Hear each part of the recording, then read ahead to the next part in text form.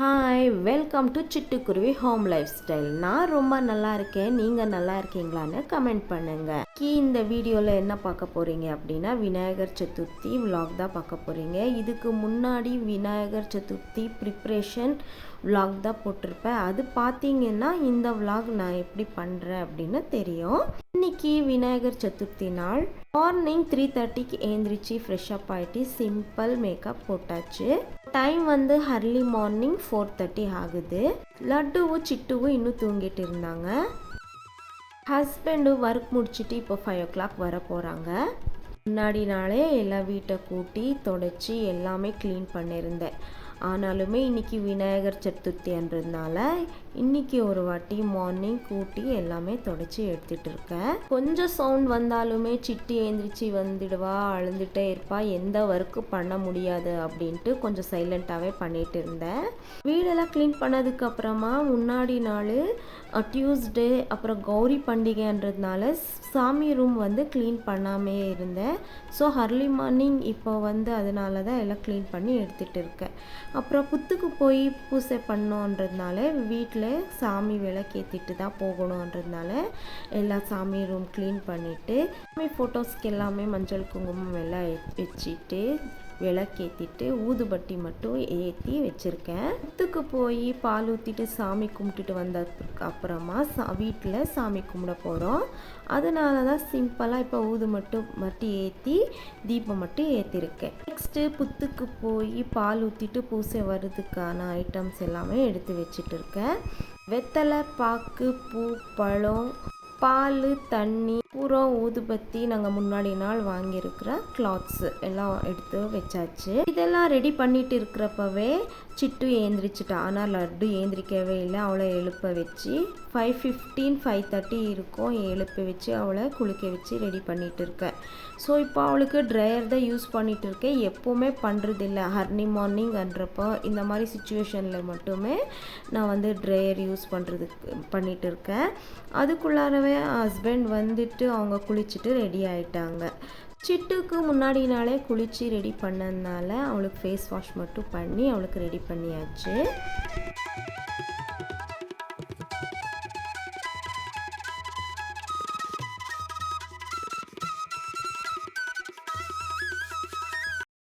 இதுதான் லட்டுவோட simple makeup. Next நாங்கள் புத்துக்கு போய் பால் ஊற்றிட்டு சாமி கும்பிட்டுட்டு வர்றதுக்காக கிளம்பிட்டோம். நான் ஸ்லிப்பர் போடுறேன் அப்படின்னு சொல்லிட்டு இருந்தான். ஸ்லிப்பர் போடக்கூடாது அப்படின்னு சொல்லிட்டு இருந்தேன் அவளுக்கு. இப்போது அர்லி மார்னிங் 5:45 ஆகிடுச்சு நாங்கள் கிளம்புறதுக்கு. இப்போவே புத்துக்கு போய் பால் ஊற்றிட்டு வந்தால் தான் கொஞ்சம் ரஷ் இல்லாமல் இருக்கும். இன்னும் கொஞ்சம் லேட் ஆனால் ரொம்ப ரஷ் ஆகிடும்ன்றதுனால தான் அர்லி மார்னிங் இவ்வளோ சீக்கிரமாக போய் புத்துக்கு பால் ஊற்றிட்டு வர்றதுக்கு. இப்போவே பார்த்திங்களா எவ்வளோ ரஷ் இருக்காங்க அப்படின்னு. 6 o'clock தான் ஆகுது. ரொம்ப ரஷ் இருந்தாங்க. நாங்கள் கோயிலுக்கு போயிட்டு வரதுக்குள்ளார 6:15 ஆகிடுச்சு. போயிட்டு வந்த அப்புறமா குழந்தைங்களுக்கு பால், எங்களுக்கு காஃபி எல்லாம் எடுத்துக்கிட்டோம். அவங்க அப்பா வந்து ஃபோன் பார்க்கக்கூடாதுன்னு அட்வைஸ் பண்ணிகிட்டு இருந்தாங்க. ஆனாலும் பார்த்துட்டு இருந்தா. இப்போ நெக்ஸ்ட் வந்து இப்போது 7 o'clock ஆகிடுச்சு. ஸோ வீட்டில் வந்து நைவேத்தியம் வச்சு சாமி கும்பிடணுன்றதுனால நைட்டே ஊற வச்ச கொண்டக்கடலையை குக்கரில் போட்டு கொஞ்சமாக தண்ணி, உப்பு போட்டு வேக வச்சாச்சு.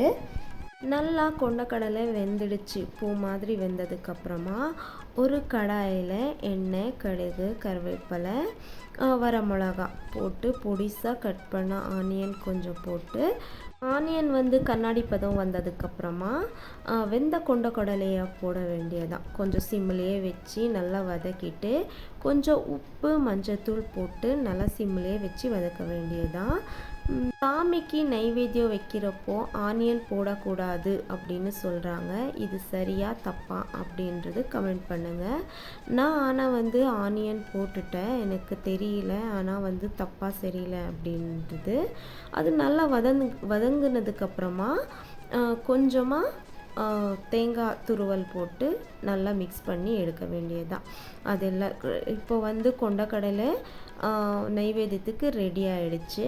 ஸோ அது ஒரு பவுலில் ட்ரான்ஸ்ஃபர் பண்ணிக்கிட்டு அதே கடாயில் மார்னிங் டிஃபனுக்காக லெமன் ரைஸ் தான் பண்ணிகிட்டு இருந்தேன். எண்ணெய், கடுகு, கருவேப்பிலை, வரமிளகா, நிலக்கடலை எல்லாம் போட்டு வறுத்ததுக்கப்புறமா பொடிசாக கட் பண்ண வெங்காயம் போட்டு வெங்காயம் கண்ணாடி வந்ததுக்கப்புறமா கொஞ்சமாக உப்பு போட்டு நல்லா வெந்ததுக்கப்புறமா ஆஃப் பண்ணிவிட்டு அப்புறமா மஞ்சத்தூள், லெமன் போட்டு நல்லா ஒரு மிக்ஸ் கொடுத்துடலாம். ஸ்டவ் ஆஃப் பண்ணதுக்கப்புறம் லெமன் போட்டால் தான் நல்லாயிருக்கும், இல்லைன்னா கசப்புத்தன்மை வந்துடும். இப்போ வந்து லெமன் ரைஸுக்கான கொஜ்ஜு வந்து ரெடி ஆகிடுச்சு. ஸோ பக்கத்துலேயே ரைஸ் வச்சுருந்தேன் நான், அதுவும் ரைஸ் ரெடி ஆகிடுச்சு. ஸோ ரெடி பண்ணி வச்சுக்கிறேன். மார்னிங் டிஃபனுக்கு லேட் ஆகிடும்ன்றதுனால இப்போவே நான் லெமன் ரைஸுக்கு பண்ணிட்டேன். மேலே கொஞ்சம் தேங்காய் துருவல் போட்டுக்கிட்டேன். இப்போது மார்னிங் டிஃபனுக்கு லெமன் ரைஸ் ரெடி ஆகிடுச்சு. நெக்ஸ்ட்டு வீட்டில் விநாயகருக்கு நைவேத்தியம் வச்சு சாமி கும்பிடணும். அதனால் இப்போ வாசலுக்கு மஞ்சள், குங்குமம் எல்லாம் வச்சுட்டு கோலம் எல்லாம் போட்டு பூவெல்லாம் வச்சு வாசலெல்லாம் ரெடி பண்ணிக்கிட்டேன். மாவெல்ல தோரணமும் ரெடி பண்ணிக்கிட்டேன். இலை தோரணம் எல்லாமே கட்டிட்டு வந்து வாசல் ரெடி பண்ணிக்கிட்டேன். நம்ம சாமி ரூமில் எப்போவுமே குட்டியாக ஒரு விநாயகர் சிலை தான் வச்சுருப்பேன். அதை வச்சு தான் இன்றைக்கி வந்து சாமியோட விநாயகர் வச்சு சாமியை டெக்கரேஷன் பண்ணியிருக்கேன். எப்படி இருக்கிறதுன்னு பார்க்கலாம் வாங்க. இப்போ சாமி ரூம் எல்லாம் ரெடி பண்ணிவிட்டு ஒரு பலகை வச்சுட்டு அது மேலே ஒரு பவுலில் அரிசி வச்சு குட்டியாக இருக்கிற சிலை வச்சு இப்படி தான் நான் டெக்கரேஷன் பண்ணியிருக்கேன். முன்னாடி நாள் வாங்கிட்டு வந்தால் பழமெல்லாம் வச்சு டெக்கரேஷன் பண்ணிக்கிட்டேன்.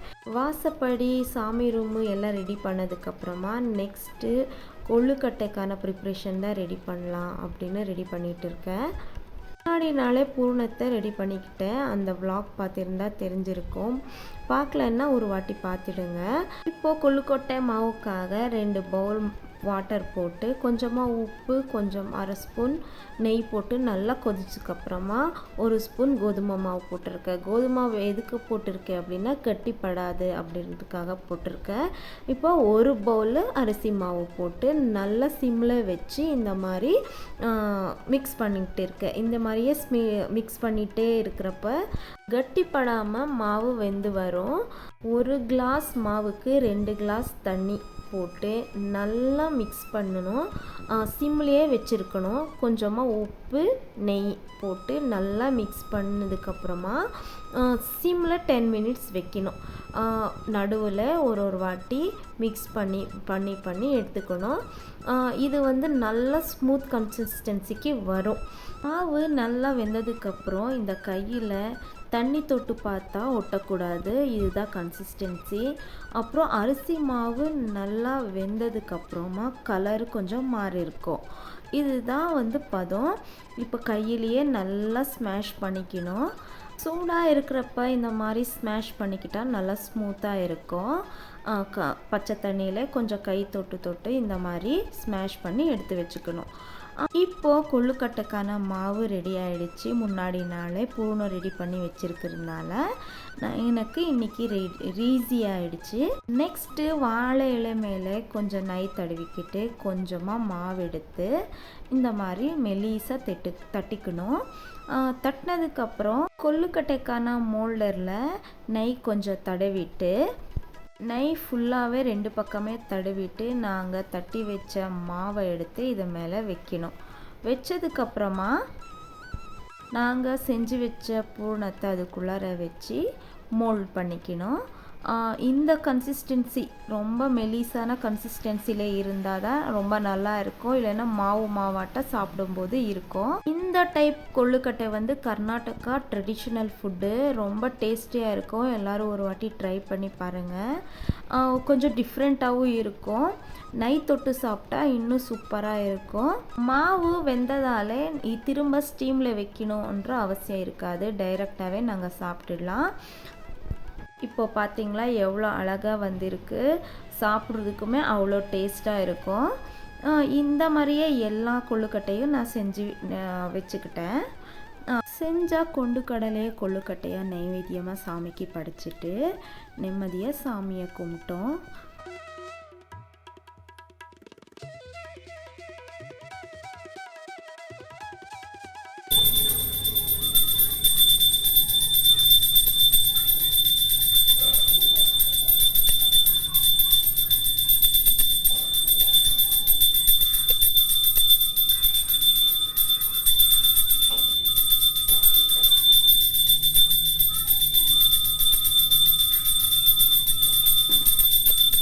நல்ல நேரம் 10 to 10:15 இருந்துச்சு. ஸோ அதுக்குள்ளாரே நாங்கள் சாமியை நல்லபடியாக சாமி கும்பிட்டோம்.